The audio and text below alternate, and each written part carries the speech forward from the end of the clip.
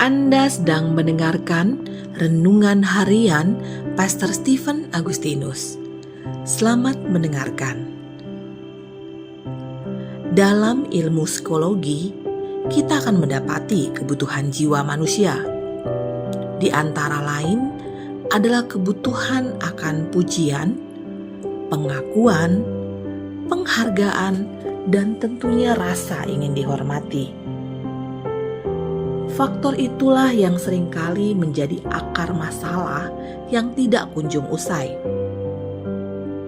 Mari kita tarik kebutuhan jiwa tersebut ke dalam perspektif kegerakan, di mana orang-orang yang bergabung sedang coba diorkestrasi oleh pemimpin kegerakan. Tanpa disadari, kita membutuhkan pemenuhan kebutuhan akan hal tersebut. Jadi, jika kita tidak memperoleh semua itu dalam kegerakan ini, maka kita akan coba mencari cara bagaimana bisa beroleh semuanya. Entah kita menciptakan panggung sendiri, pergerakan sendiri, ataupun upaya sendiri. Bila mana peluang tersebut juga tidak kunjung datang, maka pilihan selanjutnya adalah keluar dari gerbong kegerakan yang ada demi bisa mengekspresikan diri dengan lebih leluasa. Memang, dalam momen-momen krusial di tengah kegerakan, kita bisa saja tidak mendapat pujian atas segala yang telah dilakukan. Justru malah menerima koreksi. Atau setelah lama menunggu, tetap tidak memperoleh tugas yang memungkinkan kita untuk mengekspresikan kemampuan diri. Semua itu bisa menjadi ujian bagi hati kita yang terdalam. Saya belajar sesuatu tentang kematian terhadap keakuan, dan ada beberapa pemikiran lucu tetapi nyata yang terus muncul dalam pikiran saya.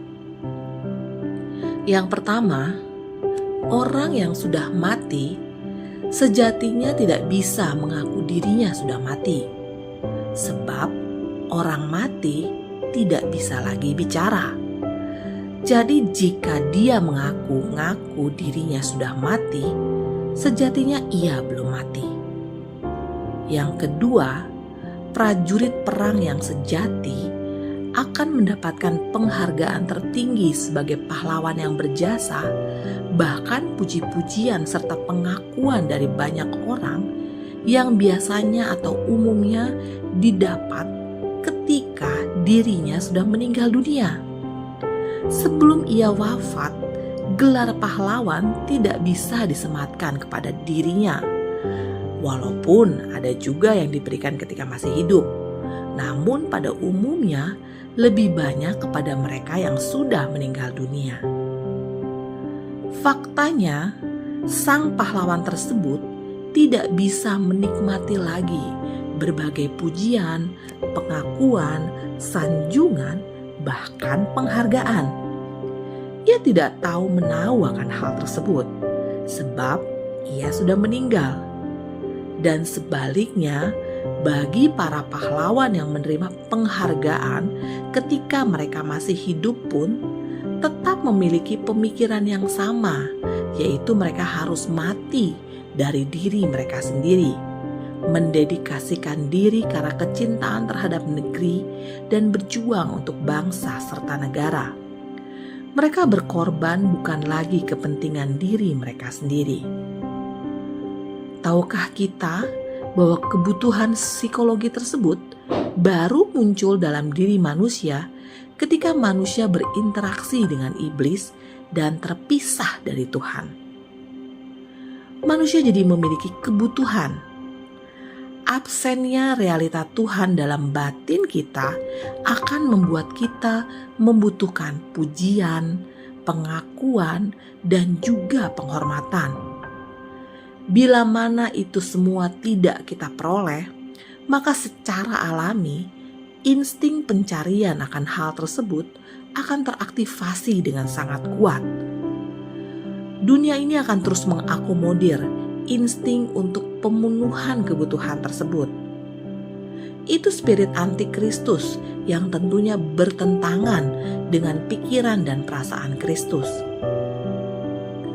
Filipi 2 ayat 5-8 versi terjemahan baru, hendaklah kamu dalam hidupmu bersama menaruh pikiran dan perasaan yang terdapat juga dalam Kristus Yesus, yang walaupun dalam rupa Allah, tidak menganggap kesetaraan dengan Allah itu sebagai milik yang harus dipertahankan, melainkan telah mengosongkan dirinya sendiri dan mengambil rupa seorang hamba dan menjadi sama dengan manusia. Dan dalam keadaan sebagai manusia, ia telah merendahkan dirinya dan taat sampai mati, bahkan sampai mati di kayu salib. Roh Kudus memberi contoh kepada saya mengenai konflik batin. Biasanya orang marah juga karena merasa tidak dihargai, tidak dipahami, bahkan tidak diakui.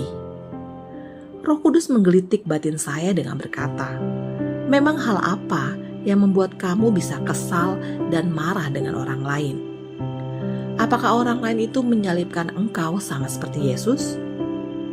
Sudah sampaikah titik penderitaanmu seperti yang dilalui oleh Yesus? Rasanya belum sampai seujung kuku. Permasalahan kita hanya seputar ucapan atau tindakan orang lain, serta kesalahpahaman yang mungkin tidak disengaja. Namun hal itu sudah cukup membuat batin tersakiti hingga merasa berhak untuk sulit mengampuni. Pantaskah kita sebagai pengikut Kristus bersikap seperti itu? Sedangkan Yesus saat ada dalam kondisi penderitaan tertinggi, ia justru melepaskan pengampunan. Saya jadi sadar sebagai pribadi yang telah diampuni ketika masih berdosa. Sejatinya saya tidak berhak menyimpan konflik batin untuk alasan apapun juga. Saya yakin kegerakan ini dapat dengan mudah diorkestrasi jika orang-orang yang bergabung segera menangkap dimensi kematian sejati dari keakuan yang selama ini ada. Kematian dari keakuan hanya bisa kita alami melalui pertolongan Roh dan firman-Nya yang membawa kita menyatu dengan pemikiran dan perasaan yang terdapat dalam Kristus Yesus. Saya berdoa agar Roh Kudus juga menuntun saya untuk tinggal dalam kesatuan dengan kematian dan kebangkitan-Nya. Saya butuh pertolongan Roh Kudus yang membuat saya mudah diorkestrasi. Tolong pimpin hati saya, Roh Kudus, untuk senantiasa berada dalam jalan-jalan-Mu. Amin. Dapatkan renungan harian Pastor Stephen Agustinus melalui WhatsApp dengan mengetik nama, kota, nomor WhatsApp, kirim ke nomor 0888 6132 106. Tuhan memberkati.